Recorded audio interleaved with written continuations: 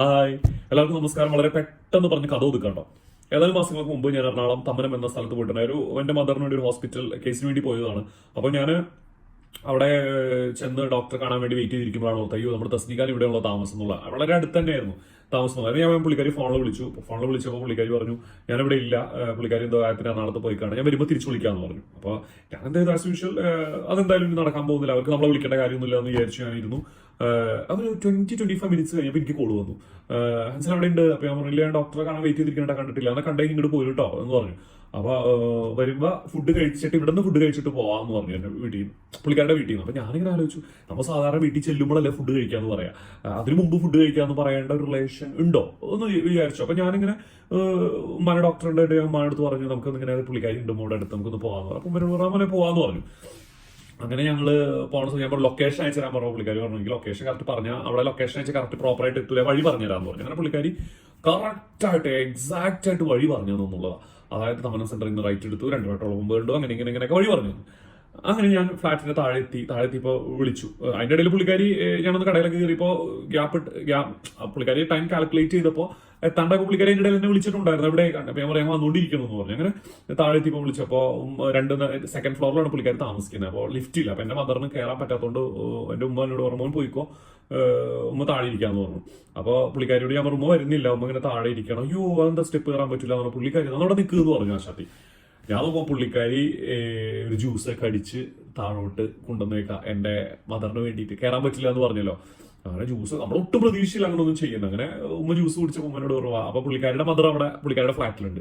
അപ്പൊ പുള്ളിക്കാരിക്കും ഈ സ്റ്റെപ്പ് ഇറങ്ങാൻ പറ്റാത്തതുകൊണ്ട് അവിടെ ഇരിക്കണമെന്ന് പറഞ്ഞു. അപ്പൊ എന്റെ ഉമ്മനോട് പറഞ്ഞു വാ മോനെ ഇവിടെ വരെ വന്നാൽ നമുക്കിത് കയറിയിട്ട് പോകാന്ന് പറഞ്ഞു.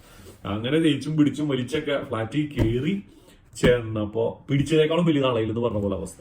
ഭയങ്കര ഹോസ്പിറ്റാലിറ്റി. അതായത് ഈ തസ്നീം ഖാൻ എന്ന നടിയേക്കാളും ഉപരി ആ ഉമ്മാക്ക് ഭയങ്കര ഹോസ്പിറ്റാലിറ്റി. ഭക്ഷണം കഴിപ്പിച്ചിട്ടേ വിട്ടുള്ളൂ എന്നുള്ള നിർബന്ധം.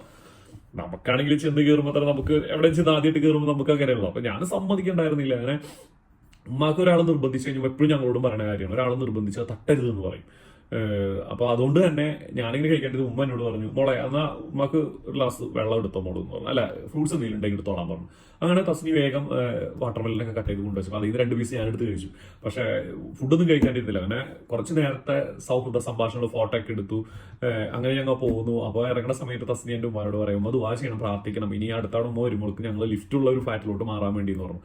അപ്പോൾ ഉമ്മയിട്ട് കാറിൽ നിന്ന് പോണ വഴിക്ക് എന്നോട് ഇങ്ങനെ പറയുന്നത് പാവല്ലേ, ഒരു വീട് കൊണ്ടുപോവാൻ ബുദ്ധിമുട്ടുന്ന ഒരു പാവം, പടച്ചവൻ എല്ലാ അനുഗ്രഹങ്ങളും ഒക്കെ അവർക്ക് കൊടുക്കട്ടെ എന്ന് എൻ്റെ ഉമ്മ ദുആ ചെയ്തിട്ടാട്ടോ നമ്മൾ യാത്ര തുടർന്നത്. അപ്പോഴും ഞാൻ അതിന്റെ ഇടയിൽ എന്റെ സിസ്റ്റർ വിളിച്ചിട്ടുണ്ടായിരുന്നു. ഞാൻ സിസ്റ്ററെ കാണിച്ചു കൊടുത്ത് പുള്ളിക്കാരിയായിട്ട് എല്ലാവരും മണ്ടായി. ഞാൻ ആരും പ്രതീക്ഷയില്ല ഞാൻ അവിടെ പോകുന്നുള്ള കാര്യം. അതാണ് ഞാൻ ഇതിൽ മെൻഷൻ ചെയ്തത്. തസ്നീഖാന്റെ വീട്ടിൽ ചെന്നപ്പോൾ തസ്നി എന്നോട് പെരുമാറിയത് നല്ല പെരുമാറ്റമായിരുന്നു, നല്ല ഹോസ്പിറ്റാലിറ്റി. പിന്നെ അത് കഴിഞ്ഞിട്ടും ആ ഹോസ്പിറ്റൽ കേസിൽ 2-3 വട്ടം ഞാൻ അവിടെ പോയി. കാരണം തസ്നിയുടെ ഉമ്മ എന്റെ ഉമ്മനെ കാണാൻ വേണ്ടി വന്നപ്പോൾ തിരിച്ചു കൊണ്ടുവന്നാക്കാൻ ഞാൻ പോയി. ഫ്ലാറ്റിൽ കയറി എപ്പോൾ ചെന്നാലും ഒരു ഗ്ലാസ് വെള്ളം തരാണ്ട് വിടൂല.